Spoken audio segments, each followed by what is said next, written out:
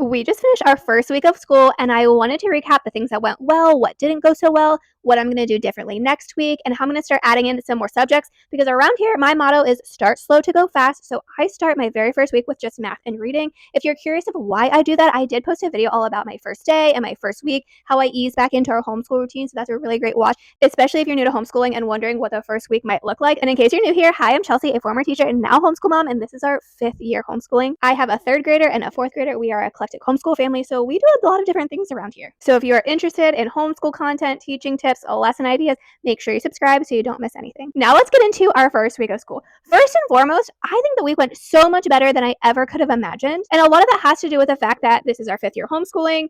We've kind of gotten in a rhythm. We also school year round, so we never really got out of learning mode, so there wasn't a whole lot of pushback in starting up again. We're also using our same math curriculum as last year because we had a couple more lessons left in our 3rd grade book before we could move on to 4th grade. So they're already familiar with the content. They're already familiar with our schedule.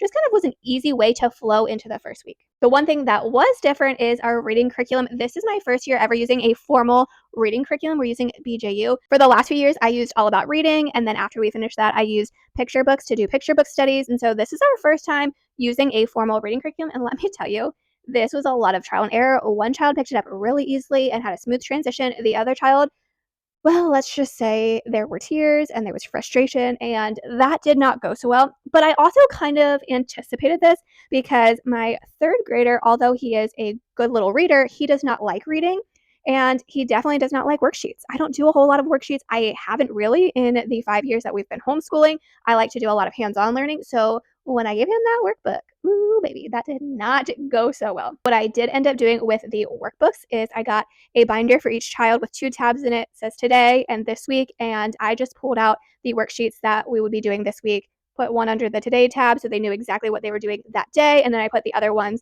in the this week tab. And I did that for 2 reasons. One, because giving them a workbook just overwhelmed him, especially my 3rd grader. He was not interested in that. My hope is that reading will be more of an independent subject moving forward. I want them to be able to work at their own pace, give themselves a day off if they want to so they can work ahead. So that's really my goal. Makes it a little bit easier on me because I'm not worried about them ripping out their wrong page or doing something that they didn't need to do. And then also for them to give them a little bit more independence. We'll see how that goes. That's just something I'm trying out. Maybe it'll work, maybe it won't, but it felt like it was going to make all of our lives easier. So besides the math and the reading, the other thing that I started back up this week was my whiteboard. This is something I started last January when I realized that one, lesson planning was really not working for me. It was putting a lot of pressure on me and the kids, and I just needed to toss it out the window. But I am still such a visual person that I want to see what I'm doing. I want to have a plan. And so I started planning out on my whiteboard.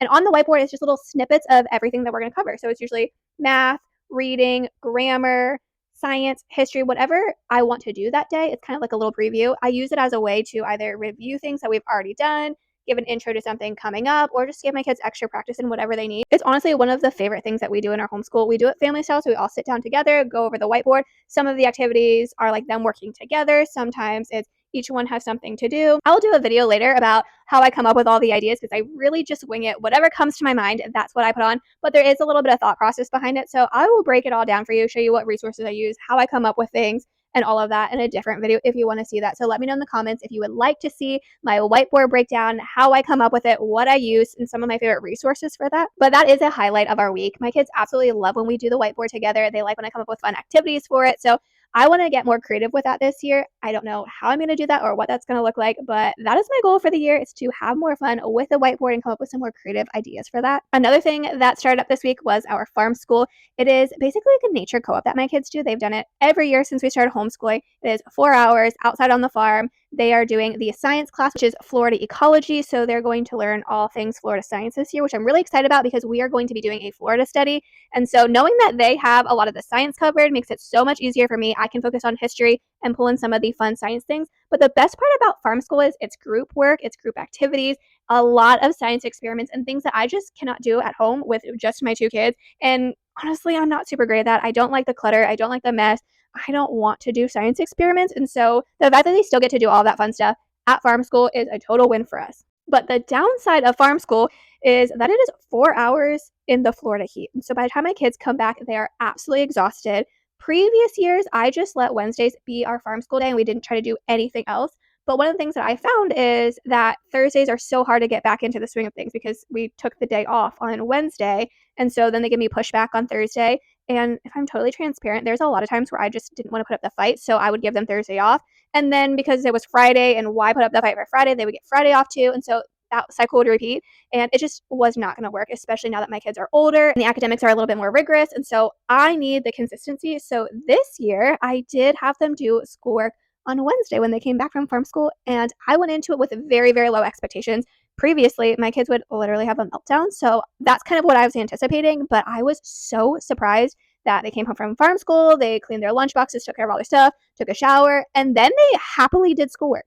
It's probably a fluke, and it's probably not going to happen again next week, but at least for the first week of school, it was fantastic, and it made today a little bit easier. I did notice that my daughter was a little tired and a little grumpy, and she had a hard time today, but my third grader did not, and so 1 out of 2 ain't bad. I'm going to take it. I'm going to take it as a win. So my goal this year is to do a little bit of something on Wednesdays, not take the whole day off. So that way we can hopefully stay in a good homeschool rhythm. And so Thursdays and Fridays are more productive. And if that does work, then we can keep Fridays a little bit of a lighter day. And when we plan trips, a lot of them are Friday, Saturday, Sunday. So we'll be taking Friday off, like we are taking tomorrow off to go on vacation. So I like having that as an option, especially if we are able to do some work Wednesday and keep in that good flow. So I am hoping that that will be a smooth transition for the rest of the year. But I also know that they're kids, and this week could have been a fluke. But praying, Lord Jesus, please don't let it be a fluke. Please let my kids have good attitudes, and let this be an amazing school year. Overall, our first week of school was so good. I'm so impressed with my kids and how easily they were able to get back into a routine.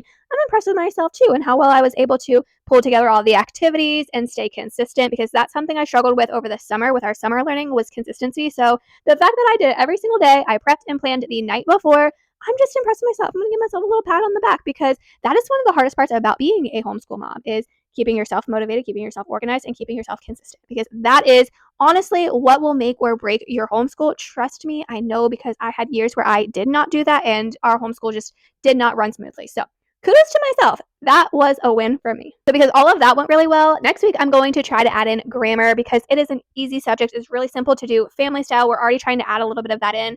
But my thing is, my kids are using 2 different grammar programs. My third grader is using Easy Grammar, and my fourth grader is using Fix It Grammar. And the Fix It Grammar does go with the IEW writing that she's doing, and I'm not quite ready to start writing yet. So I do need to figure out if those two need to stay together to be cohesive, or I can start the grammar without the writing. But if I can't, then I'm going to do the third grade grammar and just review with my oldest. I do like to make grammar hands-on with our acrylic writing boards. So I think that's going to be a really great subject to add in to keep the momentum going, but keep it fun. And that's my plan for next week. This week went really well. Our rhythm is down. I think we're in a good flow with math, the whiteboard, and reading. So we're going to add in grammar. My goal is to add in history. Well, really our Florida study, which is history and science, by the end of the month.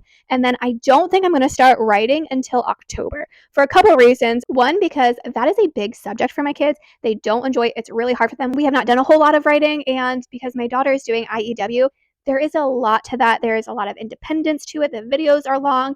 And I'm just intimidated by it. So I'm kind of putting it off because our September is really crazy. We have family visiting for a week. We are going out of town for a bachelorette party. We just have a lot going on. So I don't want to add that in and try to figure it out when we've got so many other things going on. So I just want to get through September with all of the other things and then add writing in October. Is that the best idea? I don't know, but that's what I'm going to do because that's just what works for our family. And if it's what works for my family, that's really all that matters. I know a lot of you were curious about IEW and what my plan was, how I was going to incorporate that. So I will keep you updated in October when I actually get there. As for the other curriculum, I'm thinking about doing monthly updates on how it's going, what I'm liking, what I'm doing, how I'm using it, because I know that's a big one. So if you're curious about our curriculum and you want to see more of those frequent updates, let me know because I'd be more than happy to do it. And every Sunday, a new episode of Homeschool After Hours goes live where Logan and I chat about all the things that happen outside of the homeschool day. So we talk about marriage and family and running businesses. We answer all of your questions. And this week we're giving advice to parents who are interested in homeschooling without any teaching experience. And if I think you need teaching experience to homeschool effectively,